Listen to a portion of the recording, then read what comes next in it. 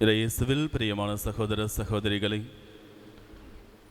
இன்று நம்முடைய தாய் திரு அவையானது மூவரு கடவுளுடைய பெருவிழாவை கொண்டாடி மகிழ்கின்றது. இந்த மூவரு கடவுள் என்பது ஒரு மறைபொருள். இதை மனிதர்களால் புரிந்து கொள்வது என்பது முடியாத ஒரு காரியம். ஏனெனில் அது மறைபொருள், இரகசியம் அல்ல, மாறாக மறைபொருள். எனவே கடவுளை பற்றி நாம் தெரிந்து கொள்ள வேண்டும், புரிந்து கொள்ள வேண்டும் என்றால் அது ஒரு முடியாத காரியம் என்பதை நாம் முதலில் தெரிந்து கொள்ள வேண்டும்.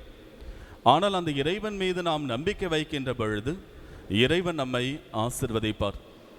எப்படி 3 ஆட்களாக இருந்தாலும் அவர்கள் ஒரே கடவுளாக இருக்கின்றார்கள் என்ற கேள்வியை நாம் கேட்டோம் என்றால் அதற்கான விடை நமக்கு கிடைக்கப் போவது கிடையாது. ஆனால் அதை நாம் நம்புகிறோம் என்றால் அதற்கான ஆசீர்வாதம் நமக்கு கிடைக்கும். தொடக்கத்திலிருந்தே கிறிஸ்தவர்கள் ஒவ்வொருவரும் கடவுள் 3 ஆட்களாக இருந்தாலும் 3 வகைகளிலே தன்னை வெளிப்படுத்தினாலும் அவர் ஒரே கடவுளாக ஒரே ஒருவராக இருந்து கொண்டிருக்கின்றார் என்பதை நமக்கு எடுத்து சொல்லுகின்றார்கள். இந்த மூவொரு கடவுளுடைய சிறப்பு என்னவென்றால் உறவு. 3 ஆட்களாக இருந்தாலும் ஒரே உறவிலே இருக்கின்றார்கள். அவர்கள் 3 விதங்களிலே தங்களை வெளிப்படுத்தினாலும் அவர் ஒருவராக இருக்கின்றார். உறவை வளர்ப்பவராக, உறவின் கடவுளாக, ஒற்றுமையின் கடவுளாக இருந்து கொண்டிருக்கின்றார். நம் ஒவ்வொருவருக்கும் அவர் சொல்ல வருவதும் நாம் ஒற்றுமையாக உறவோடு ஒருவருக்கொருவர் நம்பிக்கை துரோகம் செய்யாமல் நாம் வாழ வேண்டும் என்பதை தான் சொல்லுகின்றார்.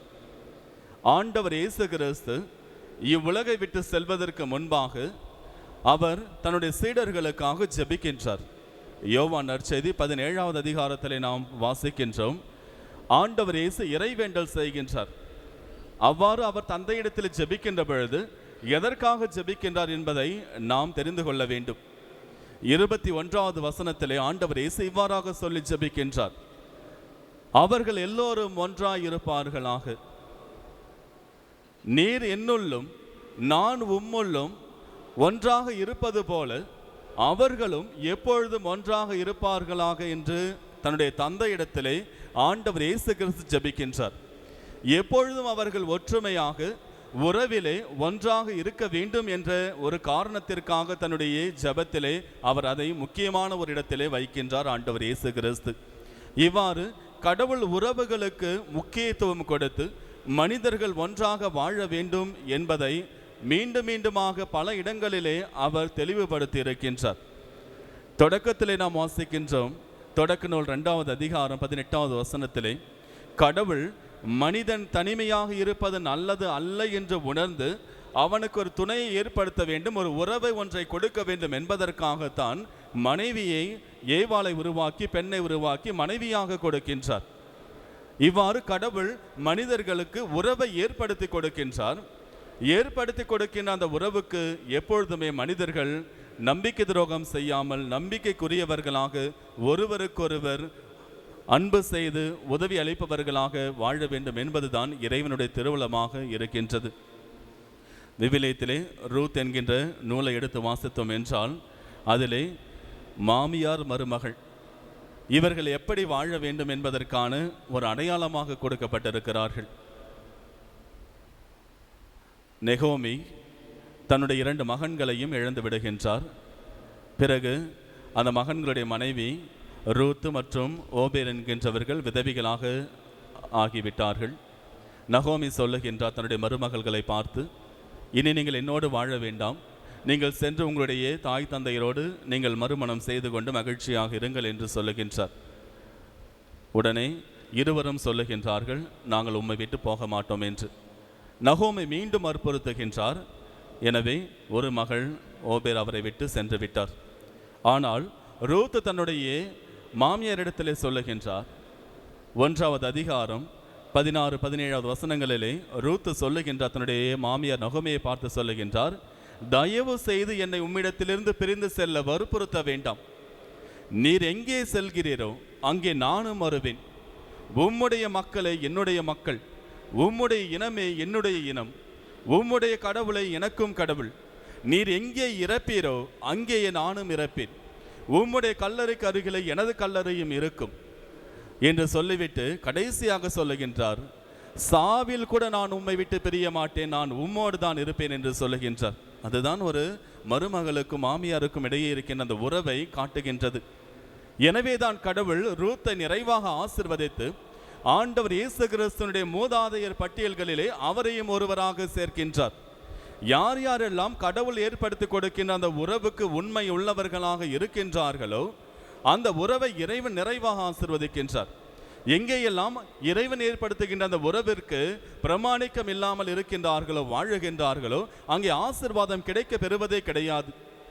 மலாக்கி இறைவாக்கினர் வழியாக கடவுள் இதை மீண்டும் தெளிவுபடுத்துகின்றார். மலாக்கி இறைவாக்கினர் 2வது அதிகாரம் 10வது வசனங்களிலிருந்து நாம் வாசித்தோம் என்றால் நமக்கு கொடுக்கப்பட்டிருக்கின்றது. கடவுள் ஒருவரை, நம்மை படைத்தவரும் அவர் ஒருவரை.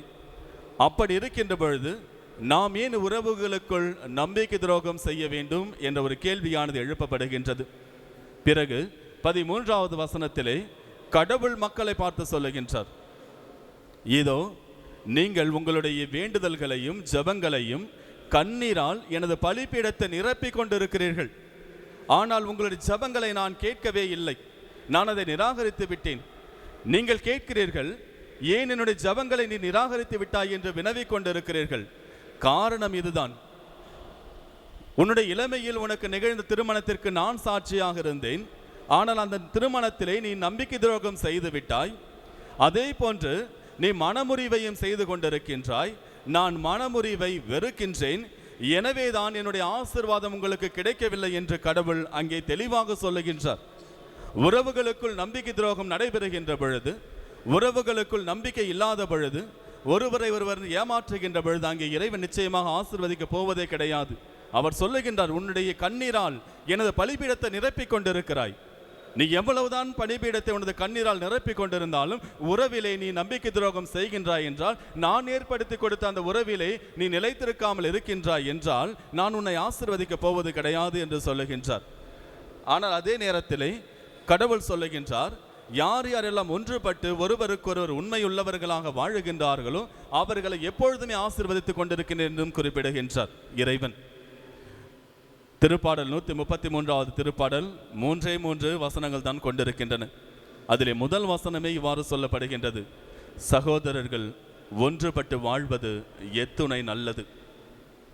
அவர்களுக்கு ஆசீர்வாதம் எப்படி கிடைக்கும் என்றால், ஆரோனுடைய தலையிலிருந்து ஊற்றப்படுகின்ற நறுமணமானது அவருடைய தாடியின் வழியாக வழிந்தோடி அவருடைய உடல் முழுவதும் அந்த நறுமணம் நிரப்பி அங்கே முழுவதுமாக நறுமணத்தை உருவாக்குவது போல என்றும் உள்ள இறைவன் எப்பொழுதும் நிலையான ஆசீர்வாதத்தை யார் யாரெல்லாம் ஒன்றித்து வாழுகிறார்களோ அவர்களுக்கு கொடுப்பார் என்று கொடுக்கப்பட்டிருக்கின்றது.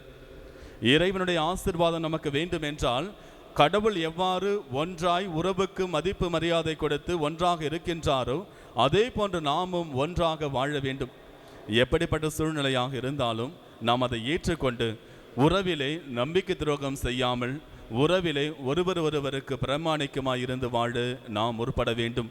இதைத்தான் இன்றைய மூவரு இறைவனுடைய பெருவிழாவானது நம் ஒவ்வொருவருக்கும் எடுத்து சொல்லுகின்றது. எப்படிப்பட்ட சூழ்நிலையாக இருந்தாலும் தாய் தந்தையர்கள் தங்களுடைய பிள்ளைகளுக்கு அந்த நல்லதொரு உறவை சொல்லிக் கொடுத்து வளர்க்க வேண்டும். பிள்ளைகளும் எப்படிப்பட்ட ஒரு பெரிய நிலைக்கு சென்றாலும் தன்னுடைய தாய் தந்தையரை ஒருபோதும் விட்டுவிடக்கூடாது. தன்னுடைய தாய் தந்தையர்கள் தங்களை பெற்றெடுத்து வளர்த்திருக்கின்றார்கள். அவர்களுக்குரிய அந்த மதிப்பையும் மரியாதையும் அன்பையும் கொடுத்து உறவிலே வாழ வேண்டும். சகோதரர் சகோதரிகளுக்கு இடையே அவர்கள் ஒன்றுபட்டு வாழ வேண்டும்.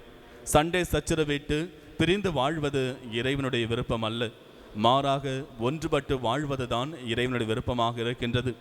கணவன் மனைவி ஒருவரை ஒருவர் அன்பு செய்து ஒருவருக்கொருவர் பிரமாணிக்கமாக ஒருவருக்கொருவர் நம்பிக்கை உடையவர்களாக வாழ வேண்டும். இதைதான் இறைவன் இன்று நம் ஒவ்வொருவருக்கும் குறிப்பிடுகின்றார். யார் யாரெல்லாம் இவ்வாறு ஒன்றுபட்டு வாழுகிறார்களோ அவர்களை இறைவன் கேட்காமலேயே ஆசீர்வதித்துக் கொண்டிருக்கின்றார். எனவே நமது உறவை நாம் பலப்படுத்த வேண்டும். அந்த உறவை பலப்படுத்த வேண்டும் என்றால் இறை அன்பு மிக மிக அவசியம்.